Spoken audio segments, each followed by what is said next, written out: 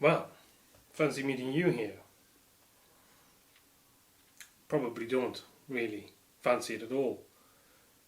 Yeah, no, I don't either. But anyway, since you're here, I might as well tell you what's going on here with all this stuff. Now you may remember that I have this long-running project to build a Mog, Unimog, this one specifically. So this is a hard body, this is a piece of it, not the whole thing, you'll be glad to know, it'd be awfully expensive if it was. It's the ambulance version of the 4x4 Unimog, hard body kit, bought from greensmodels.co.uk, and it's a fine piece of work. I have shown you it already, so I'm not going to repeat that exercise. And I'll put a link to that video here or here, as the mood will take me. I'm an artist, don't understand. Anyhow, so yeah, this is the hard body Mog. It's a beautiful thing. This is going to go on this, and this is what we're really here to have a look at. The TRX Sport Builder's Kit. I have opened it and had a quick rummage about in it. So we're going to do, this is a little bit of an unboxing, I guess. So let's have a little look at this now. First of all, why did I pick a TRX 4 Sport? I like my Axial 10.2 chassis. I really like that kit with the Cherokee, and so I like that chassis. If I could get another one of those, I would have done. The only draw to this, practically speaking, with the portal axles. Unimogs have portal axles, and to go to a lot of trouble and effort, as I know I'm going to, and not have portal axles on it seemed a bit of a thing. So really it had to be this one. I would have liked, as I say, to go on to put another, I could have put it on my own 10.2 chassis for that matter, but here we are. And as well, it's a Traxxas. Terry's never built a Traxxas. He had his TRX4 Land Rover, of course, which now has been sold to Steve at RC Crawlers Mid Wales. Go check his latest video out because it's pretty cool. But neither of us has built one, so you know it's a step into the unknown. Now, I don't know much about Traxxas TRX4 Sports. I'll be quite honest with you. I didn't like the truck when it came out, though I understood what Traxxas were doing. They took the D110.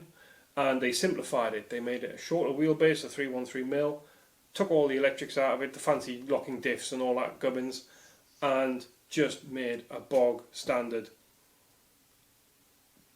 competition crawler. I felt it really was. That's really what it was aimed at. And you know, stripped down to the bare essentials. They slapped an anonymous shell on the top, which I think is an atrocious carry-on, but I understand why they did it. Keeps the cost down, and most people are going to junk it anyway and put something much nicer on. Then they came out with this, the kit version, and they put the extension sort of overlanding, exploring rails and accessories and all sorts of things on it, which does a great deal to improve the looks of the thing, but it's still a branded, an unbranded Lexan shell. They've also put a few extra bits and pieces on. I'm not going to go into it in great detail. There must be 1,000 of these unboxings and detailed reviews on a TRX 4 Sport kit.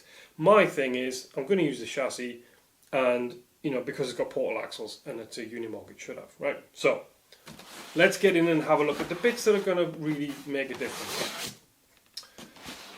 So we've got the manual, of course, which is it's very nice, and it looks quite different to regular manuals that I've had. I've got obviously the Axial manuals, I've got Cross manuals, I've got King Kong manuals. This is the only one that's got kind of three-dimensional photographs in of, I mean, computer-generated images of the parts. So it's not your typical line drawing kind of thing, which is, for me, it's unusual. You know, my first impression when I looked at this, it's a bit kind of simple. It's a little bit kind of, it seems to reduce it to looking a bit like a Fisher-Price kind of kids' toy thing. It's doing them a huge disservice, I do apologise, but they don't sponsor me and never will, so, you know, who cares. But I know it's Traxxas, and I know it's going to go together like a treat, and it's a manual. So, the bag it came in, stickers, big kind of TRX4 support in about 100 different languages. postcard, Gary stickers, Larry stickers, window masks for the shell, and a whole bunch of those kind of things. Yeah, beautiful. Yeah. Now, most of that obviously not going to use, to one side. And let's get some of the big stuff out of the way first. Shell, not going to use.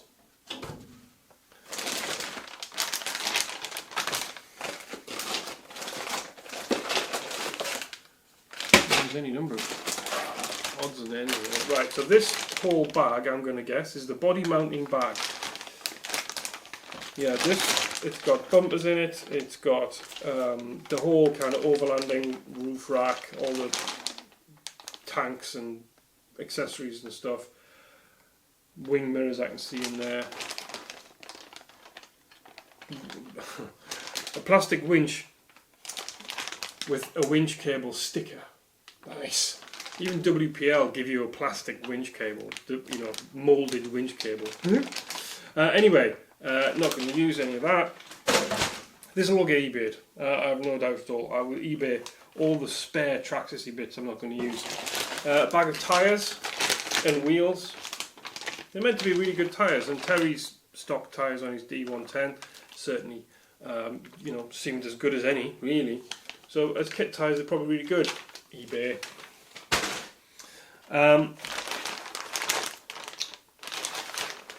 Yeah, so that's a bag of chassis parts.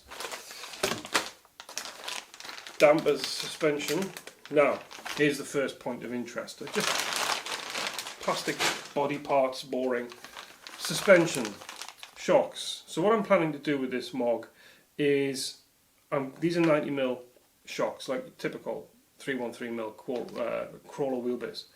I'm going to put 100mm shocks on, or thereabouts, and probably Gmade ones, because I've had the piggyback shocks, and ironically I don't use them very much, but when I do use them I really like them, and I don't know why. I always think, why am I not using those? Anyway, I'm going to put these Traxxas shocks, which are meant to be awesome, and I have seen nothing to dissuade me from the fact that these are some of the best crawler shocks, certainly supplied by a manufacturer. Obviously I can't really compare them to Pro lines and things, I don't have any. But I'm sure these are going to be better than anything I could put on the 10.2 within financial reason. So these are going to go on the Axial 10.2 underneath the Marauder body shell, because it's never had a good pair of shocks on there really. The problem I've got with the Gmade piggybacks, by the way, is the lack of travel. They don't travel very far because they've got a big bump stop and stuff. The actual piston isn't very long, the body's really tall, piston isn't all that long, so you don't get a huge amount of flex. So I'm going to put these on. That. Now on the Mog, I'm going to put some 100mm shocks, probably Gmade's, like I've just said, haven't I? I've just said that, I believe. Let's just rewind. 100mm shocks from Gmade are going to go on the Unimog, just with some soft springs, or softer than I would probably have, so that the ride height doesn't get out of hand. Doesn't want this big heavy wobbly thing on it. Keep the ride height down, but then there's lots of flex, lots of travel from the suspension. The Unimogs, in my mind anyway, are very, very recognisable by the amount of flex that they give. So that's the 100mm compressed, but then can extend when the mood suits it. So axles. So here's the portal axles, very nice. I mean, all plastic, obviously. Metal gears. Ooh, rubber sealed bearings in the kit. Nice. That's nice. Yeah, rubber sealed bearings in the kit. Me likey. More metal gears. These are the spools. I'm guessing that's all part of the gearbox gubbin, isn't it? Diffs, maybe, I don't know what all these bits are called. Gears. Yeah, more rubber sealed bearings, more, these are definitely gearbox. This is the whole gear, it says transmission bag on it, so I'm get me, expert builder. Yeah. Gearbox, metal parts, lovely. Terry's D110, again, there's lots of videos on him maintaining it, because he hammers the bejeebers out of it. He's had so much rubbish crap put through his gearbox and axles, and they've not flickered. So, you know, I've got high hopes with this build quality. plastic bits, battery tray by the looks, some silicone grease in there as well. Looks like maybe a receiver box. Yeah, dull. It's my eBay or dull box pile down here. This is my interesting stuff. Right, the links. I'm sure these are much more interesting, aren't they? Suspension links. They feel metal. Yeah, metal eyes on them. Very nice. They're certainly heavy enough to be metal. I like that. Body pins. You know, I think my Lexan days are over. Ooh, Allen keys. That's a thing, isn't it? I mean, you know, my HG Hummer, that came with a set of drivers. Traxxas give you Allen keys. Tight wads. High performance grease in a small toothpaste tube. Pranks aplenty there next time I have a weekend away in Wales. And another axle. Oh, because there's two axles, isn't there? Yeah, more rubber bearings, more heavy gears, and some bolts and stuff. So it's nice that they put all the bolts and stuff in the bag that they're used with, you know. These are all the bolts for the axle. Kind of seems to be the vibe. That's nice, you know, because I know so a lot of the manufacturers, you know, they label the bags up and it's all, yeah, open this bag for these bolts and stuff. But there's probably more bolts in the bag than you need at that point, so you've then got an open bag full of bolts floating around. And, right, this is quite a nice way of doing it. Quite a nice way of doing it. Drive line, plastic drive line. I've got absolutely no problem with plastic drive shafts.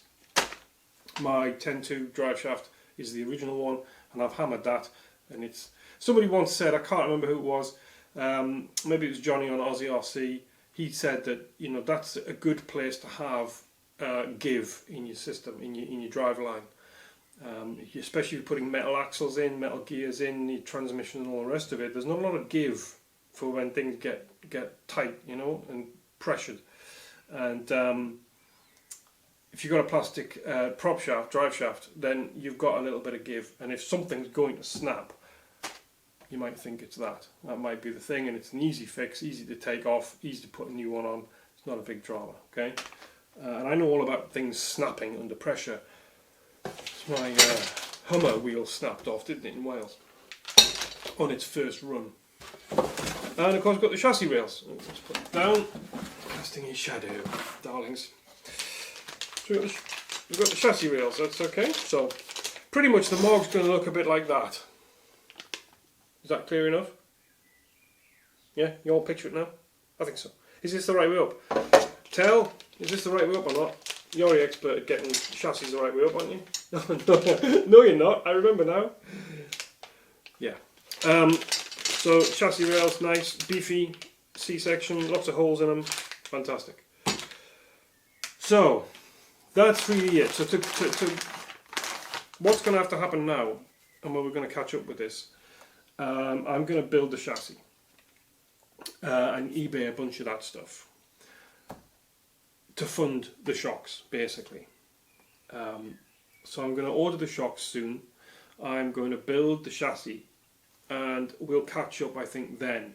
Again, I don't need to talk you through building a TRX4 chassis. I would imagine I could probably put all these bits loose in the box and give it a good shake, and it would be built, because it's a Traxxas, and I've no doubt at all it will be absolutely top flight.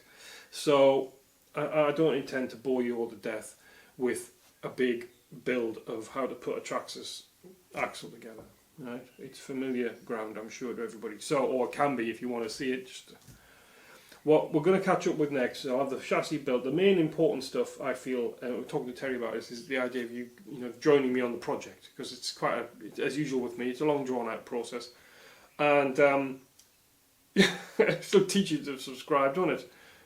Get you involved as well. So yeah, I'm going to build this, and then, you know, we'll cut next video of this project will be, the main problem I'm going to have initially, obviously, is how to mount this. So that might be the next thing we talk about, is how to actually mount this, and it's the ambulance version with the box, how to mount it onto the chassis. So we're going to be looking at that, and obviously there's no interior in this, so we've got some problems to solve, some issues to deal with. Yeah, I'm quite excited about it now. Quite excited about it now. See it and have it, get all the crinkly bags out and stuff. So yeah, this will be on the table very shortly. Thank you for watching, and do keep a pace with Terry's PG4. That was also out on Saturday, so I think he's got a wrap up on that, and then he's got his next project as well to reveal. So we've got lots going on. Busy summer as usual. Probably more building than running, knowing us. And yeah, hey ho. And if you want some Traxxas TRX4 bodywork, a spare Lexan shell and wheels and tyres and stuff, you can always hit me up or find me on eBay, and I'll put a link below if you fancy getting involved. And yeah, there you go. Thank you and good night.